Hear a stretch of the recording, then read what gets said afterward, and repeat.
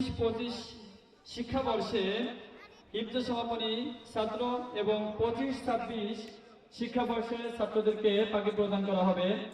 তো সর্বপ্রথম 2024 এবং 25 শিক্ষাবর্ষে হিফজ সমাপনী ছাত্রদের প্রথম হাফেজ মোহাম্মদ জুবায়ের হোসেন, পিতা নোয়াপাড়া অভয়নগর যশোর।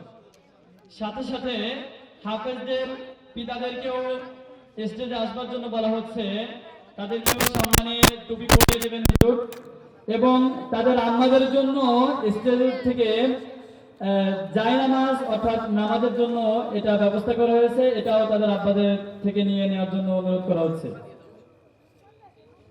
হাফেজ মুইনুর রহমান, পিতা মোহাম্মদ ওলিয়ার রহমান, তপন ভাগ শেখাটি নড়াইল।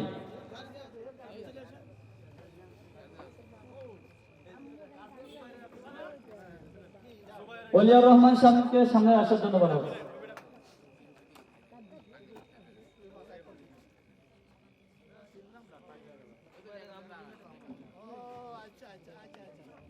জুবায়ের আম্মুর জন্য মোস্তফা কামালকে জায়নামাজ নেওয়ার জন্য বলা হচ্ছে হুজুরের হাত থেকে।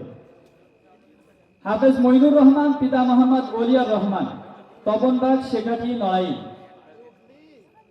ওলিয়ার রহমানকেও হুজুরের হাত থেকে সম্মানের টুপি পরার জন্য আহ্বান করা হচ্ছে।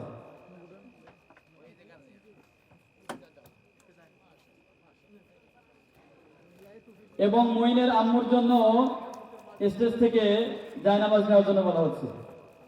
হাফেজ রেজওয়ান মোল্লা, পিতা মোহাম্মদ ফারুক হোসেন মোল্লা, সিরাজকাঠি নোয়াপাড়া অভয়নগর যশোর।